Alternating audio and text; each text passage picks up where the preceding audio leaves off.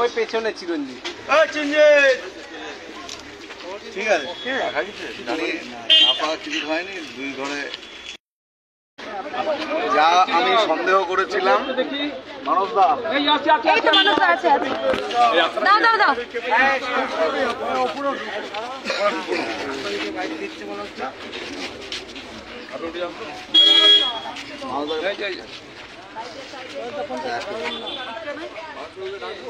বুমটা ঠিক করে রাখো, এটা মাঝখানে ধরো, আপ ডাউন হলে তো বুমটা তিনটে বুমের না না, এই যে বুমটা ধরতে দেবো, একটা লেভেলে ধরো বুম।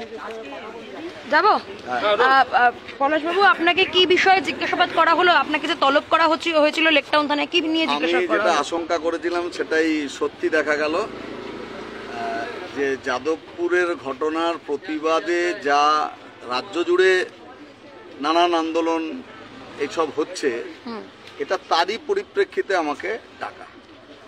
মানে পরপর পরপর কতগুলো ঘটনা এখানে ঘটেছে, যে আমাদের জেলাতে আমরা সিদ্ধান্ত করেছিলাম যে গত সোমবার, বোধহয় তারিখ হিসেবে তারিখটা এখন বোধহয় 3 তারিখ নাগাদ, 3 বা 4 এরকম, গোটা জেলা জুড়ে মিছিল হবে, এটা ঠিক হয়। তার অঙ্গ হিসেবে শিক্ষামন্ত্রী ব্রাত্য বসুর কেন্দ্র দমদম স্টেশন থেকে নাগেরবাজার অব্দি মিছিল হয়েছে।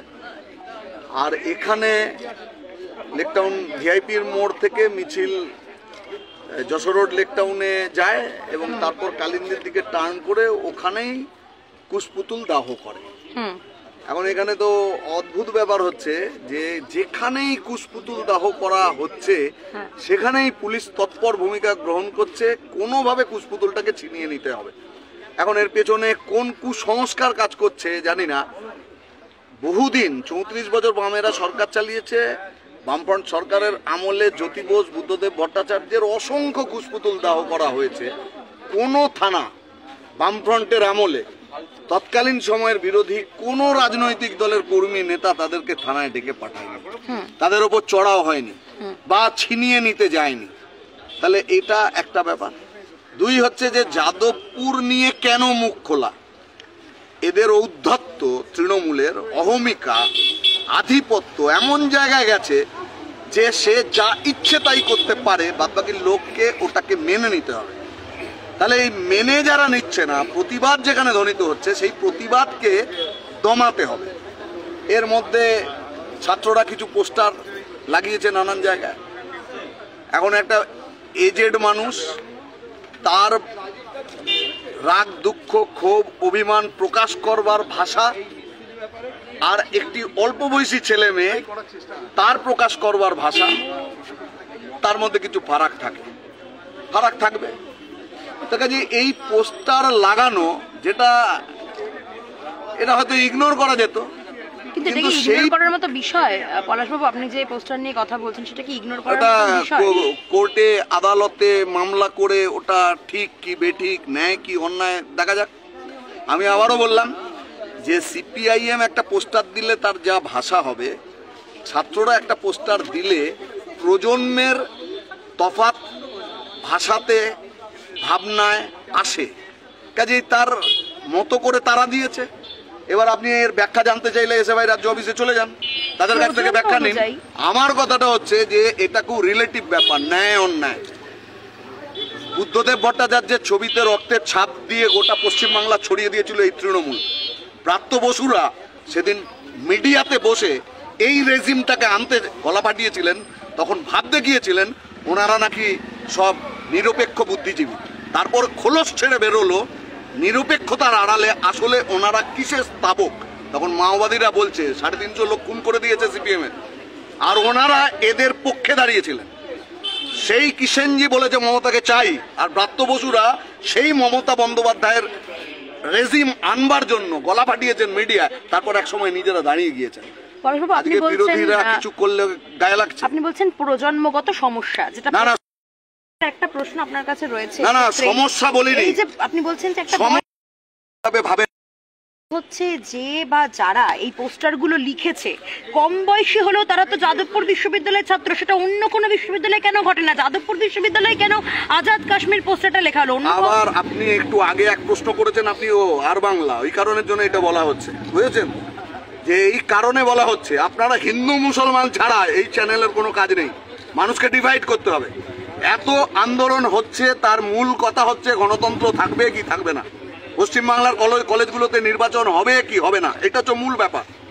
আইসি ইলেকশন হবে কি হবে না, তৃণমূলের তাঁবে থাকবে না মানুষ তার গণতান্ত্রিক পরিসরে তার স্বাধীন মত প্রকাশ করবার অধিকার পাবে, এইটা দিতে চায় না। আর বিজেপি এইটা রাখতে চায়, ওই কারণে মোহন ভাগবত তিলোত্তমার ব্যাপারে আর.জি. করের ঘটনায় সরকারের পাশে দাঁড়ায়।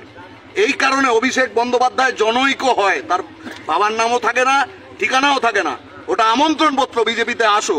এই কারণে এক গাদা মামলা কোনোদিন নিষ্পত্তি হবে না। সিবিআই জুজু দেখাবে ইলেকশন এলে ভোটটাকে ভাগ করবার জন্য, আর মিডিয়া দিয়ে মানুষকে বোঝানো হবে দেখো ভয়ঙ্কর লড়াই তৃণমূল আর বিজেপি। এখন বেকায়দায় যখনই পড়ে তৃণমূল, বিজেপি তাকে বাঁচানোর চেষ্টা করে। যাদবপুরে বেকায়দায়, এই কারণের জন্য এখন কাশ্মীর, এখন দেশদ্রোহী। আপনি কি মনে করেন নাকি আপনার বয়সী ছেলেমেয়েরা ওখানে পড়াশোনা করে? আমাদের কৃতি সন্তানরা সব দেশদ্রোহী? কে দেশপ্রেমিক? শুভেন্দু অধিকারী দেশপ্রেমিক? অভিষেক বন্দ্যোপাধ্যায় দেশপ্রেমিক? এত মাফিয়া রাজত্ব চালাচ্ছে, দাঙ্গা হাঙ্গামা বাঁধানোর মতো প্ররোচনামূলক কথা বলে যাচ্ছে প্রত্যেকটা দিন। সমস্ত চুরি, জোচ্চুরি, দুর্নীতি যেদিন শুরু করেছিল শুভেন্দু ছিল এক জায়গায়, এরা সব মিলে পাপ করেছে। আজকে কেউ মমতাকে দোষী সাব্যস্ত করবার পরে জেল খেটে বেরিয়ে এসে আজকে মমতা বন্দ্যোপাধ্যায় গুণগান গাইছে, আর কেউ বিজেপিতে গিয়ে মমতা বন্দ্যোপাধ্যায়ের গভর্নমেন্টকে টেকানোর দায়িত্ব নিয়েছে। কাজে এরা যাদবপুরকে মানুষের কাছে ঘৃণার জায়গা তৈরি করতে চায়। এরা যাদবপুর কেন তৃণমূল বাকিটা যেমন আধিপত্য তৈরি করতে পেরেছে, দমিয়ে দিতে পেরেছে, যাদবপুরকে দমাতে পারছে না কেন, এই আক্ষেপ, তার থেকে এইগুলো করা হয়েছে। এটা ম্যানুফ্যাকচার্ড। ওখানে যে বিভাজনের সুর তোলা হচ্ছে, চেষ্টা করা হচ্ছে, দেশদ্রোহিতার তকমা দেওয়ার চেষ্টা করা হচ্ছে, এগুলো শাসক দুই দলকে সাহায্য করবার মতো আমার ধারণায় এটাও হয়তো কোনোভাবে তৈরি করা হয়েছে, যাতে যাদবপুরের মূল আন্দোলন থেকে মানুষের দৃষ্টি ঘুরিয়ে দেওয়া যায়। সুকান্ত মজুমদার বারবার বলছেন যে এটা গট আপ তৃণমূল এবং মানে সিপিএম এর, টিএমসি আর বিজেপি যে সেটিং করে চলছে কি বুঝতে মানুষের খুব একটা অসুবিধে হচ্ছে, কিন্তু এমন সর্বাত্মক প্রচার, সেই প্রচারে শেষ পর্যন্ত অনেক মানুষ প্রভাবিত হয়ে যান। তার একটা গুরুত্বপূর্ণ ভূমিকা পালন করে মিডিয়া, তার মাধ্যমে একটা বিরাট অংশ মানুষকে প্রভাবিত করা যায়। এরা তা করছে, কিন্তু আসলে কি বিজেপি এ রাজ্যে গভর্নমেন্টে আসতে পারবে না। আপনি আরএসএস এর কাগজ পড়ুন, বিজেপি তো মানুষের কাছে দায়বদ্ধ না, বিজেপি আরএসএস এর কাছে দায়বদ্ধ। আরএসএস এর স্বস্তিকা পড়ুন, আপনি দেখবেন অভিষেক ওখানে খুব সুন্দর একটা ছেলে, ওর সম্পর্কে যে দুর্নীতির অভিযোগ করা হচ্ছে কোনো ব্যাপার না, সব ঠিক। মোহন ভাগবত এখানে এলেন, উত্তাল বাংলা, 14ই আগস্ট রাত দখল করতে রাস্তায় নেমেছিলেন 2 কোটি মানুষ। তাহলে মানুষ কত বাড়িতে থেকে সমর্থন করেছিলেন এই আন্দোলনকে। আর মোহন ভাগবত এই কলকাতার মাটিতে দাঁড়িয়ে বলে গেলেন যে আর.জি. করের ঘটনায় রাজ্যের সরকার যা করবে আমি তার সাথে আছি। একটা মামলার নিষ্পত্তি হলো না, একটা মাফিয়া রাজত্ব এখানে চলছে বছরের পর বছর। সমস্ত দুর্নীতিতে অভিযুক্ত মানুষগুলো তারা বড় বড় মালা পরে এখন বসে আছে বড় বড় মঞ্চে। বিজেপি এখানে দাঁড়ানোর মতো বিজেপির কোনো জায়গা নেই। বিজেপি এইখান থেকে বাড়তি কিছু এমপি পাচ্ছে, নইলে মোদির গভর্নমেন্ট থাকতো না। তাহলে এটা রাখতে গেলে তৃণমূলকে রাখতে হবে, বিভাজন ঘটাতে হবে, হিন্দু মুসলমান বিভাজন ঘটাতে হবে, আর মানুষ দারিদ্রে থাক, ধনী দরিদ্রের পার্থক্য তৈরি হোক, মানুষের বেকারত্ব হোক, মূল্যবৃদ্ধি হোক, এগুলো দিয়ে তাকানোর দরকার নেই। শিক্ষিত ছেলেরা টোটো চালাচ্ছে, জোম্যাটোর খাবার ডেলিভারি করছে, এদিকে দৃষ্টি দেওয়া যাবে না। হিন্দুকে বোঝাও মুসলমান তার শত্রু, মুসলমানকে বোঝাও হিন্দু তার শত্রু, ভোটের বিন্যাস তৈরি করো। এ তো সেটিং। এই সেটিং টিএমসি বিজেপি দুজনে মিলে করে যাচ্ছে। যাদবপুর তার আরেকটা উদাহরণ, দুজনে এক জায়গায় এসে দাঁড়িয়েছে।